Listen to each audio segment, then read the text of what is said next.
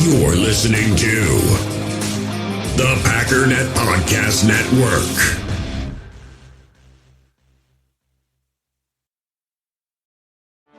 Get ready for the greatest roast of all time, the Roast of Tom Brady, a Netflix live event happening May 5th. Hosted by Kevin Hart, the 7-time world champion gets his cleats held to the fire by famous friends and frenemies on an unforgettable night where everything is fair game. Tune in on May 5th at 5 p.m. Pacific time for the Roast of Tom Brady, live only on Netflix. You ready? Showtime. On May 3rd, summer starts with The Fall Guy. Let's do it later. Let's drink a spicy margarita. Make some bad decisions. Yes!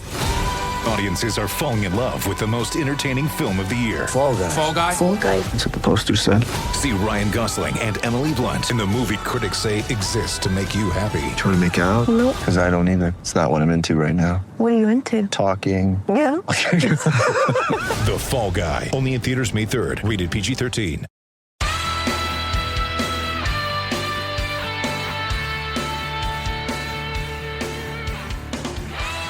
Ladies and gentlemen, welcome once again to the Packernet Podcast. I am your host and resident panelist, as always, Ryan Schlipp.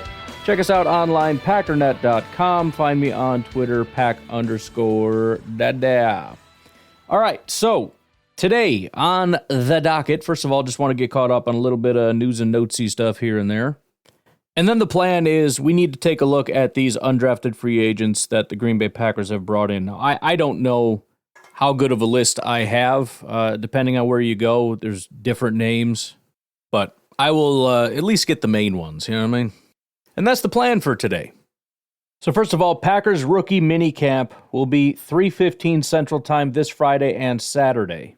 Going to be open locker room practice viewing, and Matt LaFleur will be at the podium on Friday. So that'll be pretty fantastic to be able to get our first glimpse at some of these rookies and whatnot. Not a ton, but you know, it is cool because, you know, I've said it before, we talk about the offseason and just assume it's kind of the dead period. There's really only about a 1-month dead period, and it is really rough, but things just don't stop happening. Like, you got the draft all the way leading up to the draft, then you have the draft, then you have the post-draft, you have the rookie mini camps, you got all these different little camps and whatnot. And then there's just a period where everybody leaves and everything goes dark for about a month, and it's horrific. And then football starts, right? Or the guys come back, et cetera, et cetera. So if you're curious about rookie minicamp, to the best of my ability or my understanding, you're probably going to have, you know, day one sort of orientation. Here to learn about the Green Bay Packers. I'm your coach, et cetera, rules, regulations, et cetera. They're going to be doing, you know, getting your jerseys, your numbers, your pads, getting fitted, doing physicals, et cetera, et cetera. They're going to be doing some on-field drills, which is what most people are kind of concerned about, right? We want to see them on the football field running around in circles and that kind of stuff. A lot of meetings and film study, which is good because it's kind of the first introduction, although I'm sure they've been given a playbook, but sort of the first introduction of what we're doing, right? From the coaches sitting down, talking about how it is we play football and all that stuff. Some media and public relations training, basics of how to talk to the media, and then probably do some team building activities type stuff. The more I look at the stuff that I want to talk about today, let's just say I hope we can get to the undrafted free agents because I feel my blood pressure rising a little bit. All right, next up on the dock, I'm just clearing my bookmarks here, basically. All right, something I'm not upset about. There's an article over at the Packers Post by Gil Martin. Could Kailyn King be the steal of the 2024 draft for the Green Bay Packers? Now, look, this is every year. We saw this with Anthony Johnson. Every year there are 7th-round steals. And to be fair, there have been a couple decent hits. Carrington Valentine seems like a pretty solid 7th-round pick. The year before that, Rasheed Walker seemed like a pretty solid pick. So we've had some luck, at least in the last couple years. But still, you know how I am with these picks. I'm pretty skeptical. Article kind of starts off talking about, you know, he's better in 2022 than 2023, like we've already discussed. It says in 2022, he led the Big Ten in passes defended with 21. He intercepted 3 passes, forced 1 fumble, and had 3 tackles for a loss. He was also solid when making plays against the run. Most scouts believe King would be one of the top corners in the 2024 NFL Draft. Didn't turn out that way because the 2023 kind of sucked. King took his regression in the draft as a challenge. Quote, I felt like it put a chip on my shoulder, a permanent chip on my shoulder that I got to keep it there. King said when he was finally selected, quote, I felt like the Packers were going to get one of the most competitive guys in the country, a tough corner, physical corner who's going to give 100% effort around the field at all times and make as many plays as I possibly can, doing it at 100%.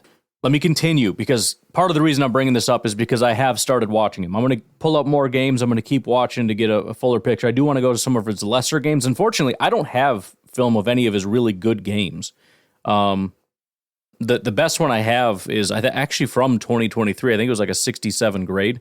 So, I mean, the fact that I like what I'm seeing from him on a mediocre game is not bad, but I still want to go back and see some of the really bad ones just to kind of see what exactly is going on here. But next part of the article goes on to talk about what other people are saying. Here's a quote from Jaden Reed, said, quote, bro ain't no seventh rounder. Talked about how he played, Michigan State, faced King when he played Penn State, so he's got some understanding of his skill set. Says Reed obviously faced King in 2022 when he was playing his best football, and he did not face him in 2023. Still, Reed went head-to-head with King and is well aware of what his new teammate is capable of. And that's the other thing. I was thinking about it, and it is a completely fair critique to say he was going up against the number twos, and so he was better, and then he went up against the number ones, he couldn't handle it. That kind of explains it, but a seventh-round corner is very rarely going to be the most dominant or one of the most dominant corners in all of college football, even against number twos. There's some decent number twos out there in the world, and you're just going to get beat. That's how it goes. So the fact that, and plus you're not only ever going up against number twos. I mean, that's not how it works. We've been over this. It's not man coverage across the board, number one on one, number two on number two. That's almost never actually how it works. So it may explain part of the issue, but it does not explain all of it. It says in that 2022 game when the two teams played each other, talking about Jaden Reed, King broke up 5 passes, made 4 tackles, and intercepted a pass as Penn State beat Michigan State 35-16. New York Jets cornerback Sauce Gardner grew up in Detroit and played in the same conference as King in high school. He tweeted out, y'all sleeping on Kailyn King. So here's what I'll say after watching Kailyn King. First of all, he fits the mold of what the Packers have been trying to do. He might be our most physical player on defense, and that's saying a ton. This guy is freaking mean. Now, I would say the one negative, mean and also extremely intelligent. I do wonder, there's some times, and it's never been a problem, either because he drops off because it's zone or he's just really, like, it looks like he's getting beat, and then he just undercuts an out route. Like, did you know that was coming and gear down and undercut that route, which is unbelievably intelligent? Or were you just getting beat and got luck? I don't know. But I would say the one issue is that he's a little too physical. He wants to grab the guy all the way down the field, and I wonder if maybe he does that to compensate for some potential lack in some of his abilities. But I mean, he is one of the most sticky, violent, in-your-face guys. I mean, he's I've seen him multiple times just grab wide receivers and for no reason just push them straight out of bounds. I mean, they're hand fighting, and he's like, fine, I'm going to push you straight through your bench. He loves coming up and run support. He's extremely violent, extremely vocal. He's in everybody's face every single play. I mean, this guy plays like he's a number one corner. He believes he is. And he's going to come out there with Jair Alexander, with Bullard, with a lot of guys that like to talk a lot of trash. With Carrington Valentine. I'm just very excited to see what he can do. Again, my only concern is, you start getting grabby like that in the NFL, they're going to be throwing flags. You get super flag happy, and if that makes you gun shy, where you're sort of not grabbing, okay. But I look at some of the stuff he was able to do, some of the unbelievably intelligent plays that he made, stuff that I've rarely seen. Where again, he lets a guy run past him almost as if he knows it's going to be an out route, and he's right there to undercut the route. And then he turns around and he points in his face like, yeah, nice try. And I think about him with Hafley, and that's Hafley's whole thing. It's not necessarily about just premier athleticism, although sometimes you're going to have to cover a go route, but it's about just understanding where the wide receiver is going to go and beating him there. And the amount of times he's undercutting these routes, and it's almost like he's running the route for the guy. And he uses just enough contact. There's a little grab where it's like, yeah. But he uses that, and it's so subtle, and he does it so that he can stay stride for stride with the guy. And again, I'm watching a 2023 game where he has a 67 grade. I'm not going to his best games. Even if if he's a bad corner, he's a bad corner, but I'm going to like him. He's a mean freaking guy. He's mean. He's loud. He's going to be in your face all day.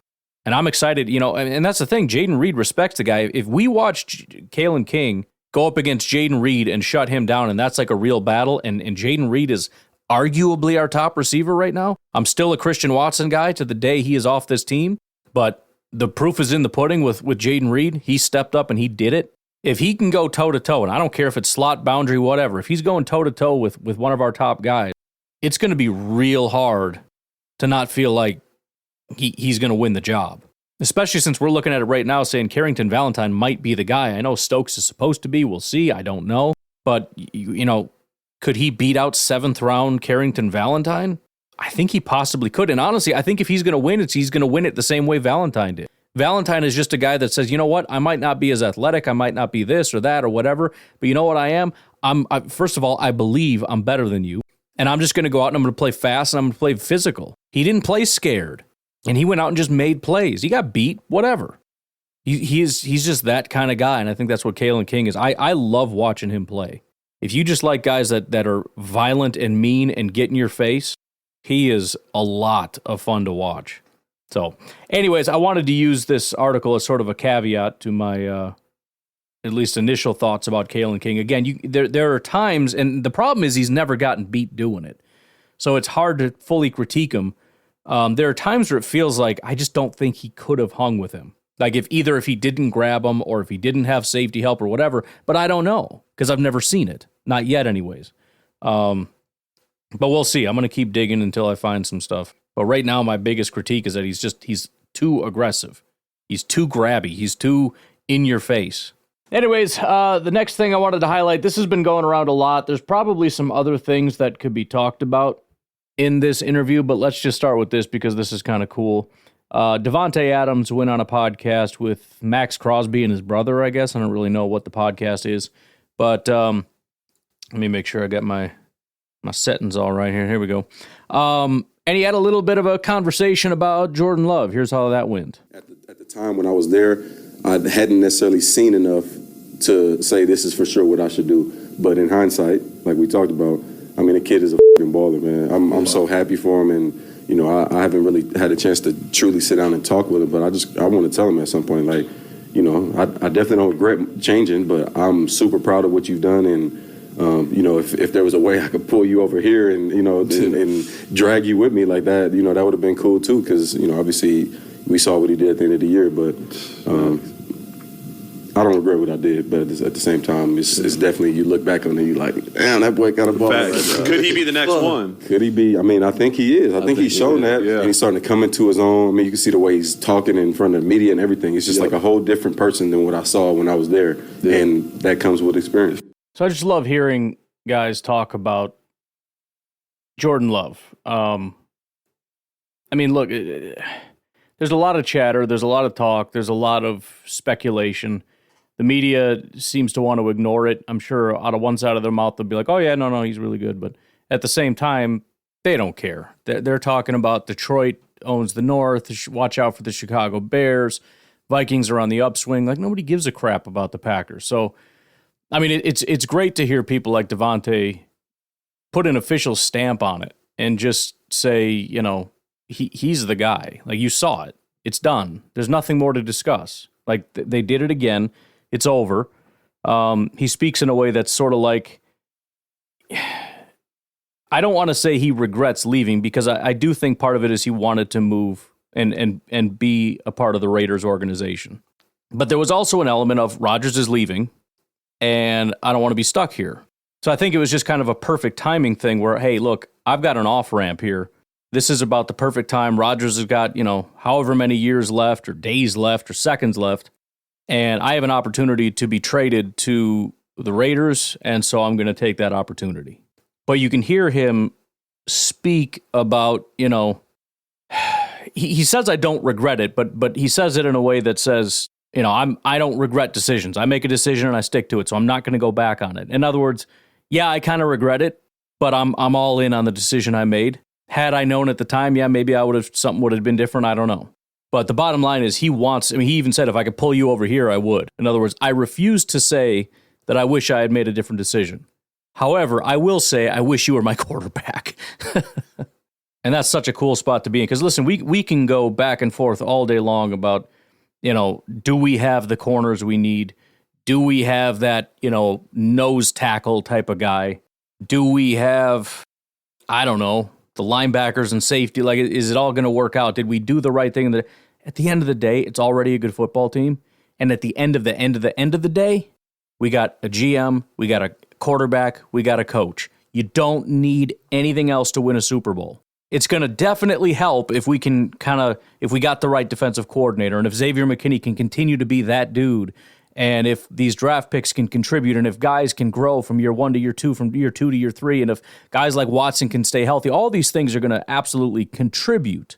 But Jordan being the guy is all that matters. We will be in the conversation for Super Bowls every single year as long as Jordan continues playing the way that he's playing. Bottom line. That's all you need. Look at the Chiefs.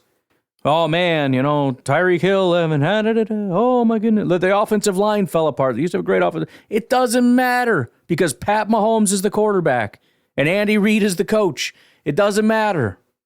All you need is love, man. All you need is love. Anyways, let's take our first break. We'll be right back. We all have smartphones, and we all know they're pretty amazing, but they also can be amazingly distracting, especially when we're around other people. So US Cellular wants us to reset our relationship with our phones by putting down our phones for $5.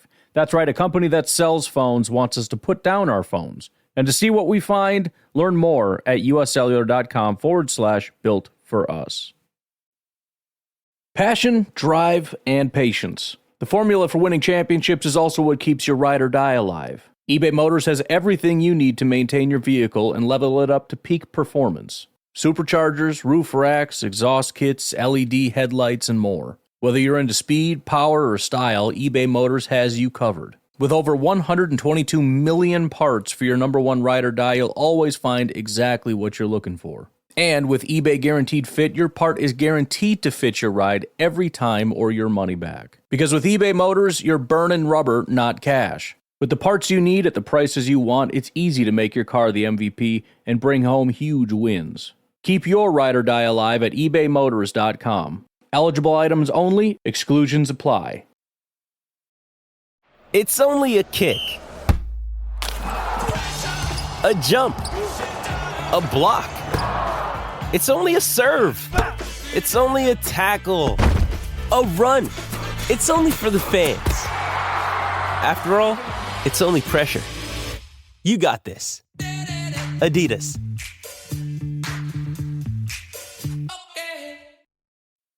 With threats to our nation waiting around every corner, adaptability is more important than ever. When conditions change without notice, quick strategic thinking is crucial. And with obstacles consistently impending, determination is essential in overcoming them. It's this willingness, decisiveness, and resilience that sets Marines apart. With our fighting spirit, we don't just fight battles, we win them. Marines are the constant our nation counts on to fight the unknown. And through adaptable problem solving, we do just that.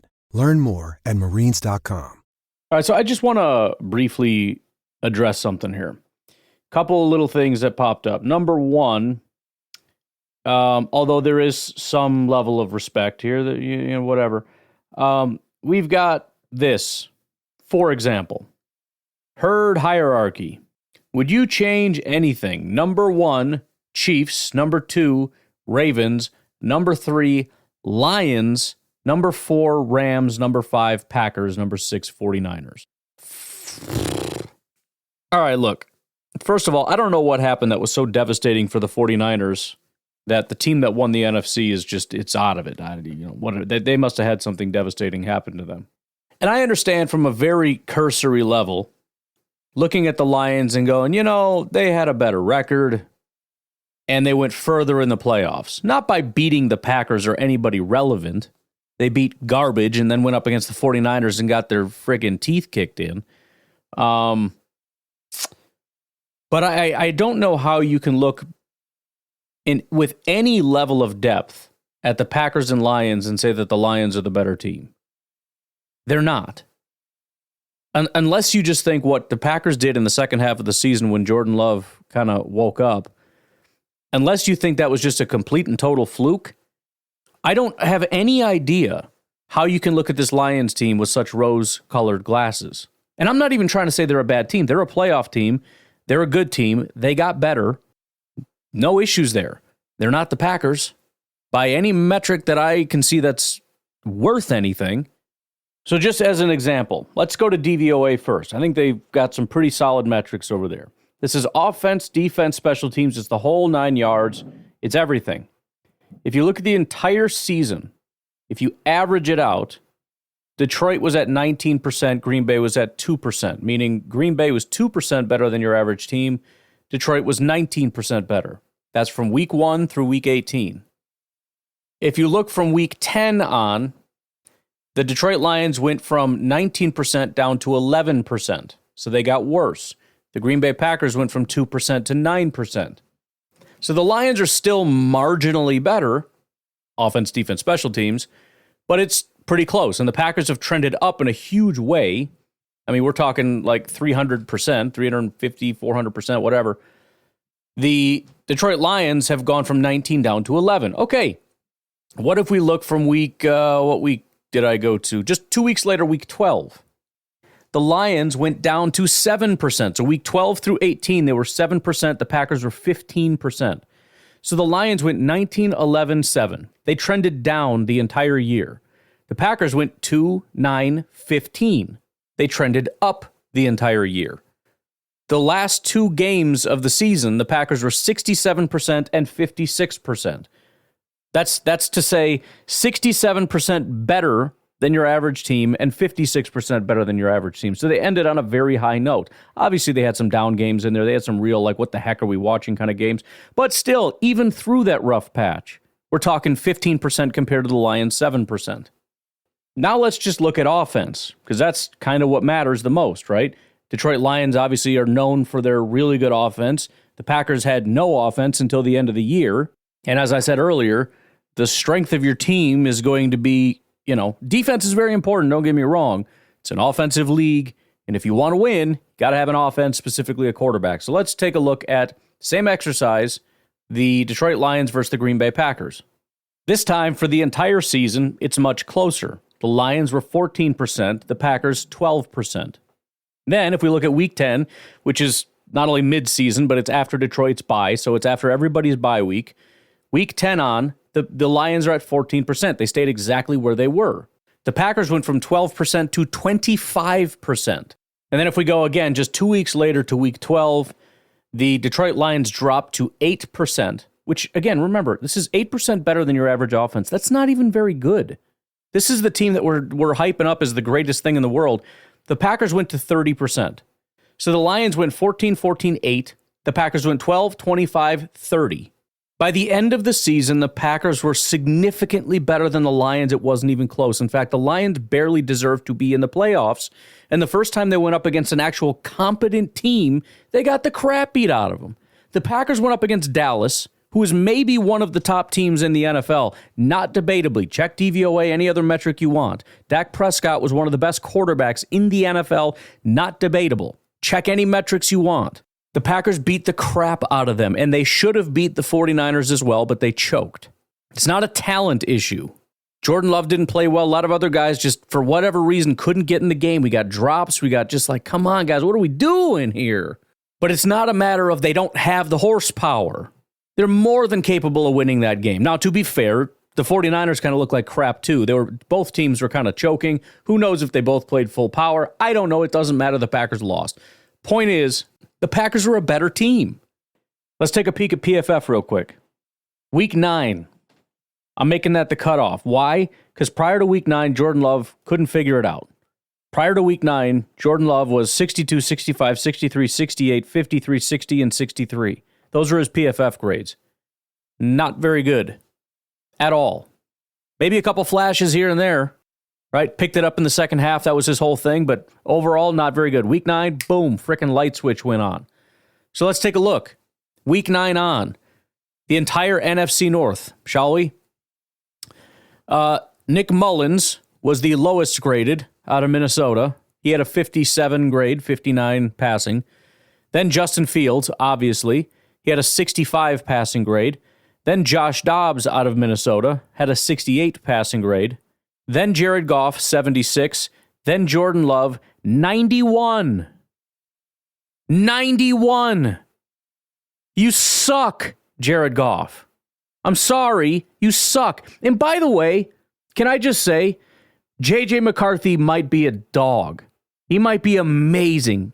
Frickin' Caleb Williams might be amazing, but guess what? 91 passing grade is like best in the NFL. So congratulations on maybe less than 50%, but maybe having drafted a guy that's almost as good as Jordan Love. F you. This is crap. Oh, they got Caleb now. You watch out for what? For what? Watch out for what? By the way, JJ McCarthy's biggest job right now is to be as good as Kirk Cousins was, because that dude was like a top 5 quarterback every year. So what am I supposed to be scared of? And we faced him with Justin Jefferson, and they couldn't do jack squat. They couldn't even get into the playoffs. And then 2 years ago, when they did get into the playoffs, they were so trash that they could have they would have lost the freaking toilet bowl. They were so bad. If you had a separate, so you got the one playoffs over here, and then you got the playoffs over here for the bad teams, the Vikings would have been dead last. They were unbelievably awful. And then they went into the playoffs as massive frauds. They went up against the Giants, who were also massive frauds, and they got stomped out by frauds. And Kirk Cousins was a good quarterback. Look at wide receivers. Right, top dogs, Amon-Ra St. Brown, right? Fair enough. You got the top guy. The next 3 are Packers. Dontavian Wicks, 84. Jaden Reed, 81. Christian Watson, 77. After that, it drops all the way down to 69, Jamison Williams, who played 8 games as a relatively early first-round pick, played 8 games this year, 283 yards and 1 touchdown. What are you doing, dude? Dude, Christian Watson had 250 yards and 4 touchdowns. He played 5 games. He sucked, dude. Look at defense. Check out defense, which, by the way, brand new defensive coordinator. So, just saying. Number 1 in pressures was Aiden Hutchinson. Nailed it. The next 6 are Green Bay Packers. The next 6. Aiden Hutchinson had 55. Then it's Kenny Clark, 43. Rashawn Gary, 32. Preston Smith, 27. Devontae Wyatt, 23. Kingsley Enagbare, 17. And Carl Brooks, 16. That's it. Number 1 corner, Jair. Same with sacks. Aiden Hutchinson had the most sacks with 7. After that, it's Rashawn with 5, Preston with 5, Lucas Van Ness with 4, Wyatt with 4, Kenny Clark with 3, Quay Walker with 3, and then Ifedi Melifonwu with 3. It's all Packers after Aiden Hutchinson. You don't have anything. We have better pass rushers. Not maybe the best. That's probably Aiden, although Rashawn certainly could be there. He probably would have been if he didn't get his contract and start taking naps. No offense, Rashawn, but, I got no other way to view what happened. Dominant contract. Just saying. You had your moment. Get back in the frickin' gym and let's do this thing. But if that's not enough for you and you think I'm cherry picking and that's not fair, you're only starting after Jordan was good, you're cheating. Okay. Green Bay Packers played the Detroit Lions on Thanksgiving. Beat them 29-22. Packers had a losing record at that point. They were 5-6. They went on to beat the Kansas City Chiefs the next week. So, look, I think it's incredibly lazy to put the Lions as high. It's not even just that you put them above the Packers. They're too high. They're not better than the 49ers. They're just not. I wish it wasn't true. I hate the 49ers, but they're good. They're good every year. They're like the Chiefs. I don't give a crap who they lost. Well, they lost this guy.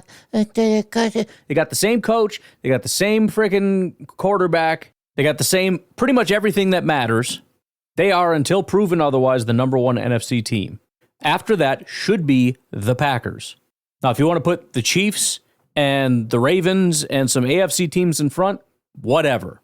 The Lions do not belong ahead of the 49ers. They do not belong ahead of the Packers. They don't. Anyways, let's take a break. We'll come back and look at the UDFAs. Really quickly, though, we do have winners for the Fogo de Chão restaurant giveaway, $125 gift card. We had 3 winners. I wasn't sure what to do. I reached out to Fogo.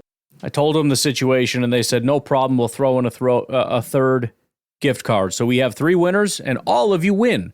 So, and I'll try to remember to repeat this as many times as I can. I need your guys' email address as soon as possible. We forgot to add that into the form. Would have made this real easy. We could have just tracked you down. But the winners are Jamie 1010, 305 Mike McGee, and Eli from Duluth. So Jamie 1010, 305 Mike McGee, and Eli from Duluth. Reach out. Hit me up. If you can do it on Twitter or Facebook, go ahead and do that.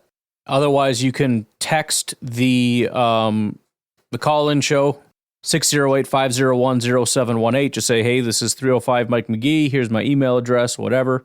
I'm hoping your email is something like mikemcgee@gmail or something, so that, makes it easy to know that you're not just making stuff up. I'm going to give it time, just, in case somebody's trying to mess with me. But they're excited. They're ready to give out those gift cards, and I'm excited to hear about how it went. So make sure you guys reach out to me as soon as you can. We'll take a break. We'll be right back. Have you ever experienced turbulence on a flight and wondered why? And you can see all the terrain around you. You've got no issue with visibility or anything? No, everything's PG.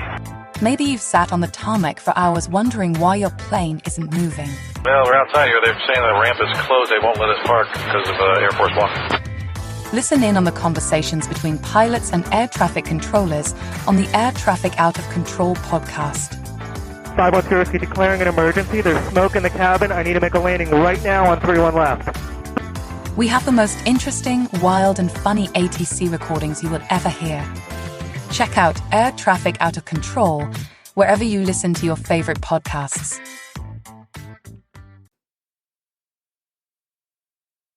So according to the list that I have in front of me, there are 8 main guys that have been brought in.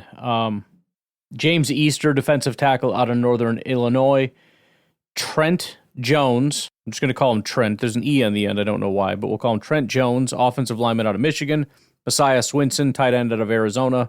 Rodney Matthews, defensive lineman out of Ohio. Peter Bowden, long snapper out of Wisconsin. I think most people are really excited about that. Jarvion Howard, running back out of Alcorn State. Raylan Goforth, linebacker out of Washington. And Julian Hicks, wide receiver out of Albany. There's a note here that Bowden was ranked as the top long snapper in Dane Brugler's draft board for the Athletic. It was the only player he gave a borderline draftable grade to. I mentioned that before, that these guys are not in his report. I'll have to go back and see about Bowden. But as they were coming in, I was checking. I didn't see anybody. NFL reporter Aaron Wilson also broke the news that Bowden received a modest signing bonus of $5,000 from the Packers, which is uncommon for Green Bay. There has been no report on whether any of Bowden's salary is guaranteed for the 2024 season. Then they have a report of rookie minicamp tryout invites, so guys that have not been offered anything, but they're being given the opportunity to come in and try out and see how it goes. Alex McNulty, kicker out of Buffalo. Don Callis, cornerback out of Troy. Porter Wilson, punter out of Duke. Michael Bertoya, offensive lineman out of UW La Crosse.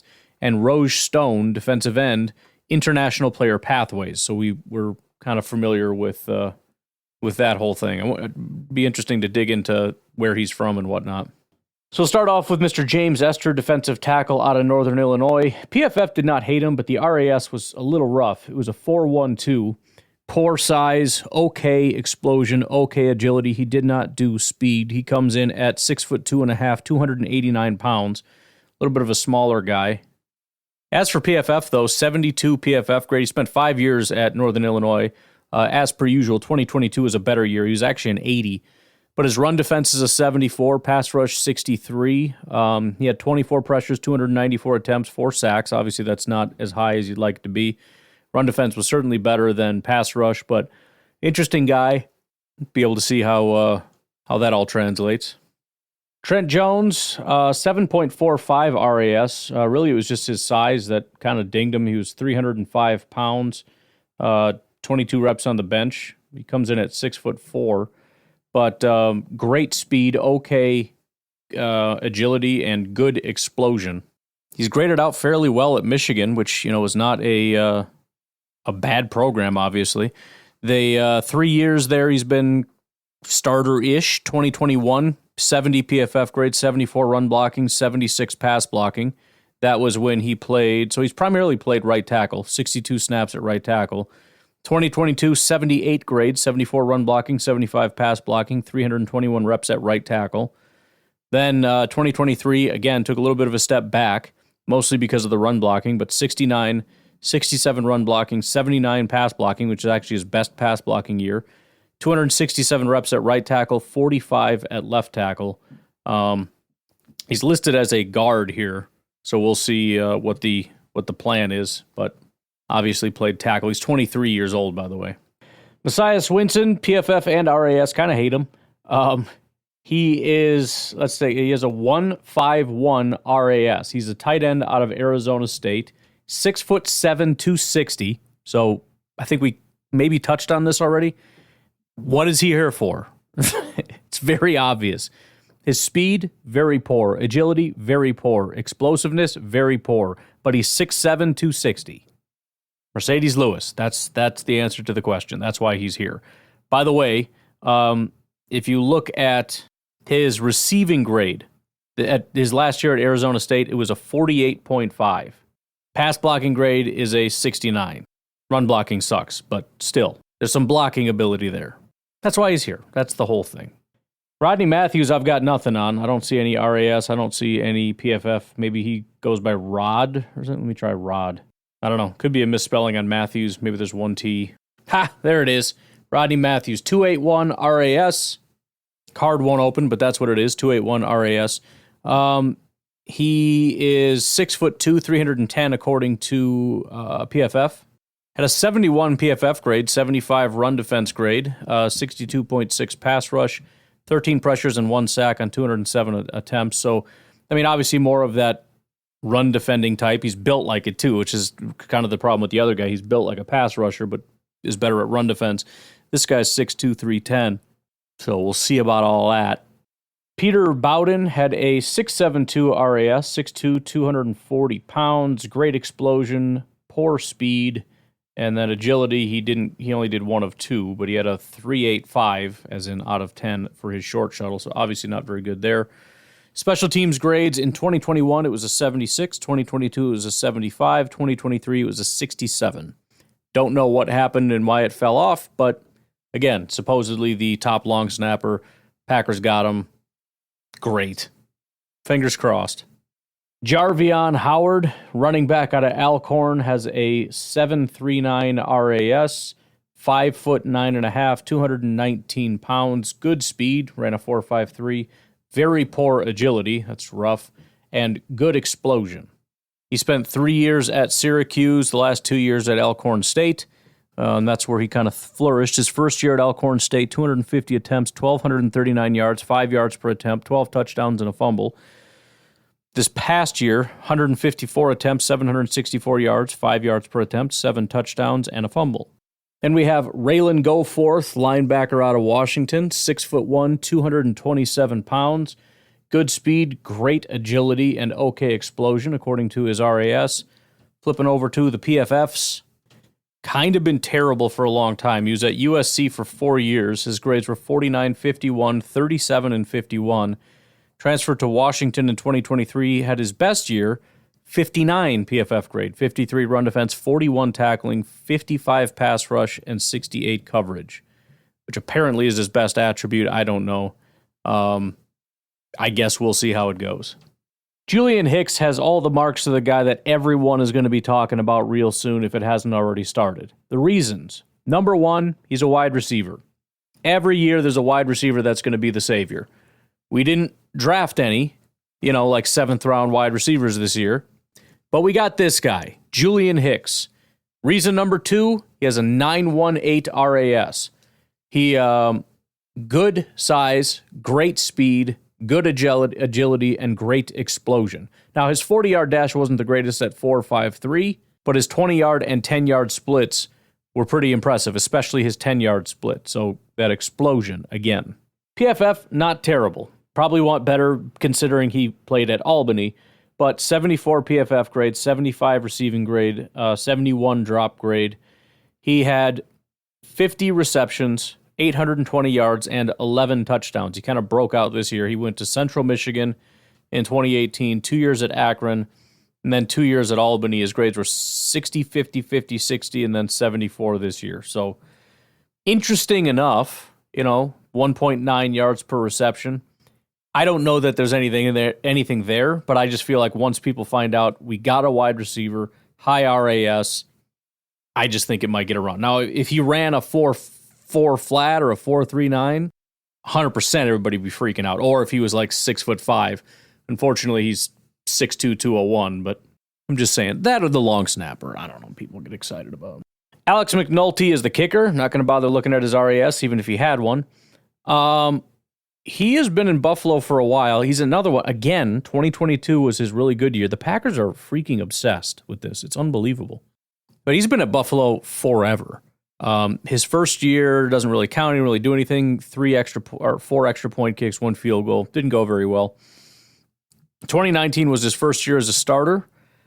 His grades since that time, 76, 70, 73, 91, and then 71. This past year, he was 100% on his extra points, 26 of 26. He made 57% of his field goals, which isn't super great. He was 100% on kicks inside of 20 yards. He was 0 for 1 on his kicks between 20 and 29 yards. He was 0 for 3 on his kicks between 30 and 39, but he was 8 of 9 in the 40-yard range and 2 of 5 in the 50-yard range. That's pretty god-awful. However, and obviously, there's the Buffalo thing, so there's the weather. I'm sure they're intrigued by that. In 2022, when he had his really good year, he was 41 of 42 extra points, 24 of 28 field goals, so about 86%. He was 6 of 6 in the 20-yard range, 7 of 8 in the 30-yard range, 9 of 10 in the 40-yard range, and 2 of 4 in the 50-yard range. That's more like what you would expect from a professional NFL kicker. So, they'll bring him in, they'll give him a chance. Like I said, they're going to bring in competition for our kicker, and I'm fairly confident our kicker. Unfortunately, for all the people who really want him gone, I don't think he's going to lose his job. Not that he has like an infinitely long leash, but I think he's going to get at least one more year. By the way, with that kicker, we've crossed into the camp tryout guys, not the official signed football players. Next up, we've got Dan Callis. He is a cornerback out of Troy, 2.87 RAS. He does have great speed, 4.42 speed, so maybe that'll be the guy everyone clings on to. Cornerback with some speed. Trust me, man, I watched him. He's got those, I don't. Somebody's going to be right, by the way. I'm not trying to pick on you. If you like the guy, you like the guy. He'll probably end up being great, but very poor size, 5'10", 174. I'm sure that broke some kind of a threshold. And don't tell me it doesn't count, because thresholds are thresholds. You don't bring him in if he's too small. Explosion grade, poor. Size, very poor. Agility, very poor. Speed, great. 2023, he had a 65 PFF grade, a 63 coverage grade. Looks like that's the only game I have for him. So 2023, the only season I have. But let's see here. 11 receptions given up for 167 yards. 0 touchdowns, 0 interceptions, 4 pass breakups, 91.7 passer rating when targeted. Then we've got Porter Wilson. He's a punter out of Duke. His punting grades have been, 69, 68, 69, and then 66 this year. Of course, you have to have a down year when the Packers pick you up. It's just got to be a thing. But let's see. What do we got for stats here? 2,519 punting yards. That feels like a lot. 46.6 yards per attempt. 43.8 was his net. His longest was 70, and he's done that twice. His longest was 70 in 2023 and 2020. So that's a long way. 23 of those kicks landed inside of the 20, 33% return rate, 4.01 average hang time. Michael Bertoya out of Wisconsin La Crosse. Pretty cool to see somebody out of La Crosse getting a shot. Don't have much. There's nothing on PFF. I think Whitewater is the only D3 Wisconsin school that's on there. One of the few Division III schools that's on there because Whitewater's freaking dope. But I do have that he's 6'1", 315. Ran a 5.43 40 as an offensive tackle. So he didn't qualify. He didn't do enough to qualify for an RAS grade, but it would have been pretty bad. In fact, his height of 6'1" out of 10 is a 0.05. It goes up to a 0.45 if he's a guard. And if he's a center, His weight's actually pretty solid at 315, and it's a 1.25. So put him in at center, see how it goes, I guess. I have no idea what we're doing. And then Roge Stone, I've been trying to poke around. I think this might also be misspelled. There is a Roge Stona, not Stone, Stona, from Jamaica, who played at Arkansas a little bit. Looks like he did like discus and qualified for World Athletics Championship, so he's trying to get into the Olympics and whatnot. Runner-up in discus at Jamaica's championships. Finished 6th in Commonwealth Games in Birmingham, England. I don't know if this is the same guy. I can't find anyone that's Roge Stone anywhere. But he did go to the Combine. I guess as a tight end. This says defensive end. So I don't know. I don't know who this person is. I've searched both names. Nobody knows anything. Couldn't tell you. PFF knows nothing. RAS has a Roge Stona, tight end out of Arkansas. Elite size, great explosion, good speed, very poor agility. Don't know what to tell you. I don't know. Figure it out. But anyways, I got to get out of here. You guys have a good rest of your day. I'll talk to you tonight, tomorrow, whatever. Have a good one. Bye-bye.